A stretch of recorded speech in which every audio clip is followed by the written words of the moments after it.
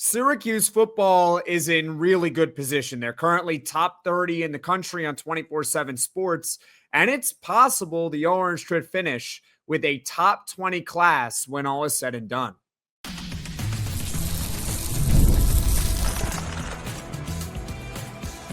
You are Locked On Syracuse, your daily podcast on the Syracuse Orange, part of the Locked On Podcast Network, your team every day. Hello, everyone, and welcome into Locked On Syracuse. I'm Jackson Holzer, and thank you for making us your first listen of every single day here on the Locked On Podcast Network, your team every day. We are always free and available wherever you get your podcasts. And on this week's Poll Friday, I asked you all the question. We did this actually a few weeks ago, but I figured let's revisit this one because where do you think Syracuse's 2026 recruiting class will end up? Since that point I last asked it a few weeks ago, the Orange have added a couple of more commits, headlined by five-star recruit Calvin Russell, a wide receiver from South Florida. Also recently, Syracuse added a three-star offensive lineman. They actually flipped him from Penn State. Of course, I'm talking about Roseby Labintis. And so now Syracuse on 24/7 Sports has the 22nd rated recruiting class in the country. And this is pretty significant because now we're in mid-July.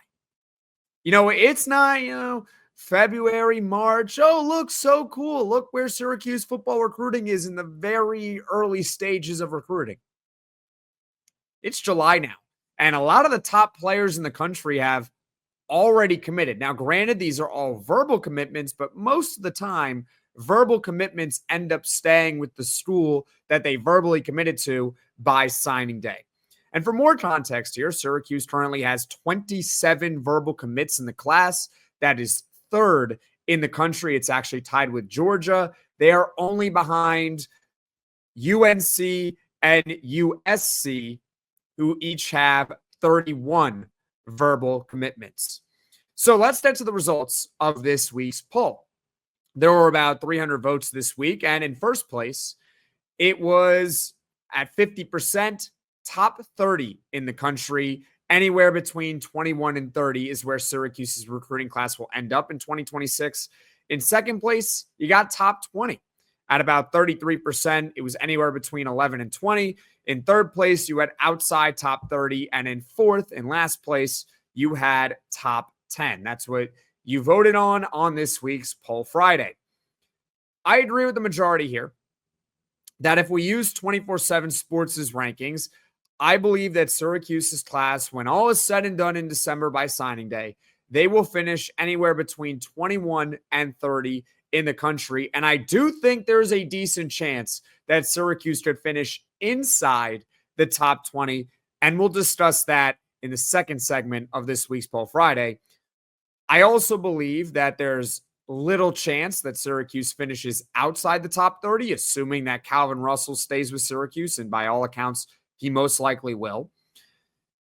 And I also don't think that they're going to finish with the top 10 class this year. But as I said on Locked On College Football, if you tell me at this time that Syracuse will have a top 20 class or top 10 class in the country in 2027, I would not necessarily be surprised, especially when this program starts seeing even more investments into the football program. And you combine that with Fran Brown's ability to build relationships. That's a pretty powerful combination.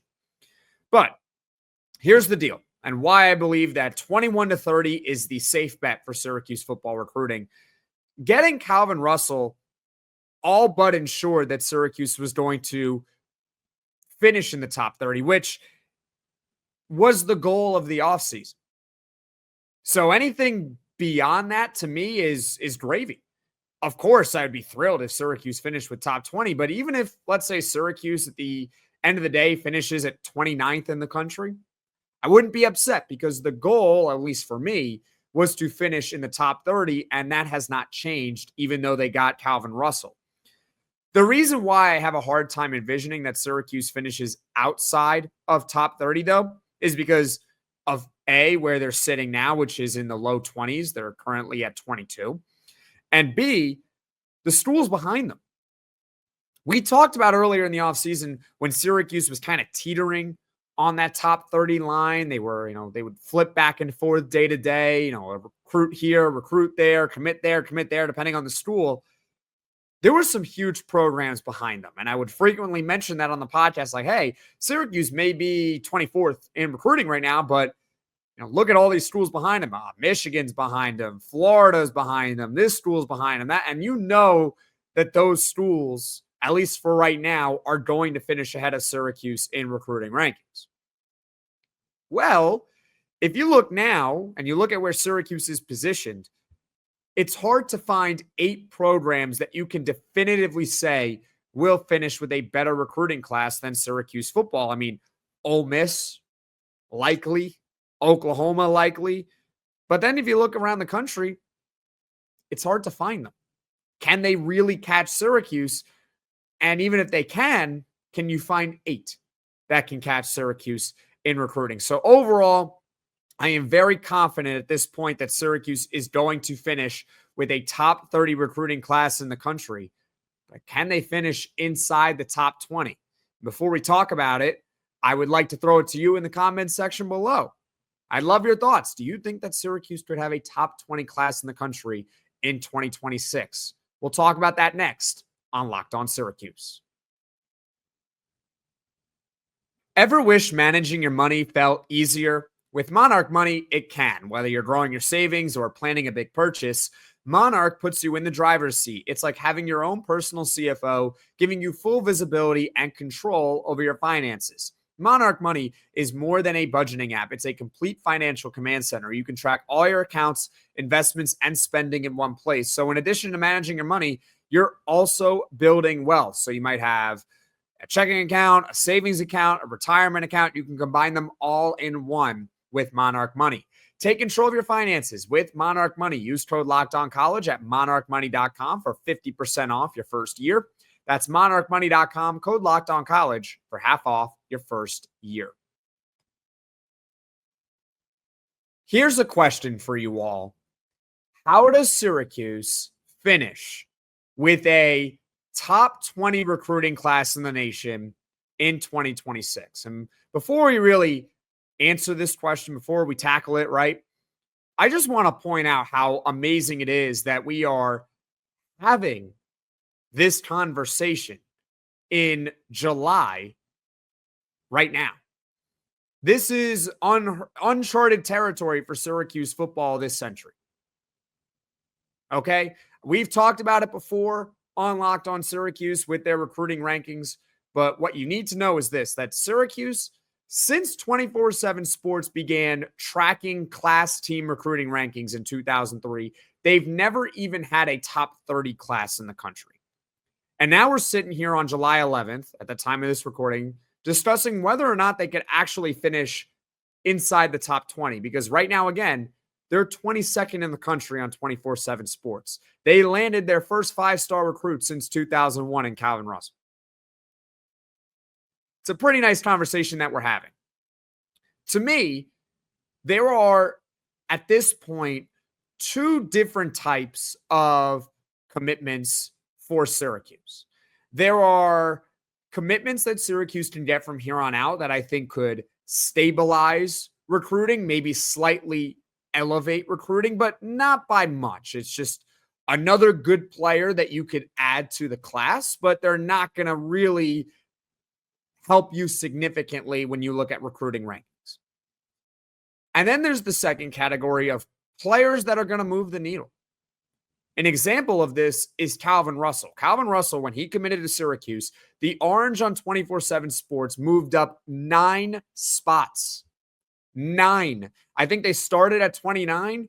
They were 20th when they got Calvin Russell. Now, since then, they're 22. See, every day recruiting changes. So there's 2 different types of recruits. Guys that can stabilize recruiting, that can kind of keep you where you're at, maybe elevate you a little bit, and guys that are really going to help your recruiting class as far as rankings wise. So let's talk about 2 possible commits and where they could fall into those 2 categories. Number 1 is Cameron Hairston-Taylor, 6 foot, 180 pounds. He's an athlete from Virginia. I believe Syracuse is recruiting him to play defensive back. He visited Syracuse on June 6th, and funny enough, he's actually committing tonight. So by the time you're watching or listening to this podcast, we might know where Cameron Hairston-Taylor is playing college football. His final 5 schools that he is deciding from, Syracuse is one of them, along with South Carolina, Louisville, and Virginia Tech. To me, Cameron Hairston-Taylor, it's no disrespect to him, but based on where he is ranked on 24/7 Sports, he would be a really solid commit for Syracuse football. But he's more of a stabilizer. He is a 3-star recruit. That's okay. That's okay. Again, I'm not saying it is disrespect. I'm not saying I don't want this player. Actually, I really do want Syracuse to get him. I'm going to explain why in just a second here. But he's a stabilizer. If Syracuse were to get him, how much higher would they really climb in recruiting? How much? Maybe 1 or 2 spots, if that? To me, he is more of a stabilizer, but there are 2 things why this is really good, okay? Number 1, there is that shot that Syracuse's recruiting could raise slightly. And number 2, think about some of those schools in that top 5. The 2 that I want to point out, Louisville, South Carolina. Louisville is extra important because they're in the ACC, obviously, and Louisville is not far behind Syracuse. They're at 28th in the country on 24/7 Sports. South Carolina, on the other hand, they're all the way down at 58 in the country, and you might be asking yourself, how is Syracuse going to fall behind South Carolina in recruiting if they're all the way down at 58? It's because South Carolina only has 10 commits. But of their 10 commits, 7 of them are 4-stars. So as soon as they start accumulating more commits, they are going to skyrocket up the recruiting rankings. So if you get Cameron Hairston-Taylor, who's got a top 5 that consists of Syracuse alongside Virginia Tech is in there in the ACC, but also Louisville and South Carolina and Appalachian State.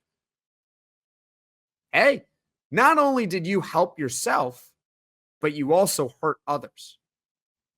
So it's a win-win with a guy like Cameron Hairston-Taylor, and that's why I want him. Hopefully it goes Syracuse's way, and I think it might. I think it might. If you saw that article from Rivals, it might be looking pretty good for him.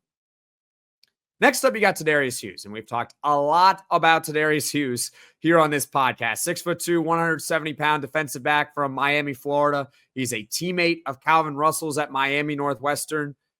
He's a potential flip candidate. He's currently committed to Florida State, but earlier this offseason, he had that cryptic photo randomly on social media posting himself in Syracuse gear unprompted. He also officially visited campus. I don't think a flip is necessarily imminent, but it's possible. It's definitely possible. He's a 4-star recruit, a borderline top 300 player in the country on 24/7 Sports composite rankings. If he were to commit to Syracuse, I think he's the type of guy that can put the Orange inside the top 20 and keep him there. So to me, that's more of a needle-moving commit with Tedarius Hughes. Ideally, Syracuse gets Tedarius Hughes to flip from Florida State, and they also get Cameron Hairston-Taylor tonight. That would be amazing. But overall, to conclude this poll Friday, will Syracuse have a top 30 class in the country? Assuming that Calvin Russell sticks with this commitment, most likely. I find it hard to believe that there will be 8 other schools that can pass Syracuse at this point. Again, we're in July and most of the top recruits have already committed. Can they be top 20? It's possible. They definitely have a shot. I think top 15 is where you say that's a stretch. But could they finish top 20? Could they get to 19, maybe even 18 in the country? You flip a guy like Tedarius Hughes, it's definitely possible. So that is it for this week's Poll Friday. Coming up on Locked On Syracuse in the near future here. We got no podcasts over the weekend, but we will be back on Monday. Probably not going to talk about Syracuse recruiting, barring any big breaking news out there. We'll go over Syracuse's schedule a little bit for 2025, the 3 most important games for the Orange this upcoming season. And while we're at it, why don't you comment in the comment section below? The 3 most important games for Syracuse football in 2025? I'd love your thoughts in the comment section below. And thank you for making Locked On Syracuse your first listen today. And for your second listen, you might want to check out the Locked On Portal podcast with football recruiting expert Brian Smith, who's got the latest rumors and signings each and every day. Be the most informed fan on the rapid changes to the college football landscape. Find the Portal podcast on YouTube or wherever you get your podcasts. Folks, thank you all so much for watching. Thank you all so much for listening. If you like this podcast, be sure to hit that like button. If you really enjoy the podcast, be sure to hit subscribe. Tell all your friends about Locked On Syracuse, and I will see you all again soon.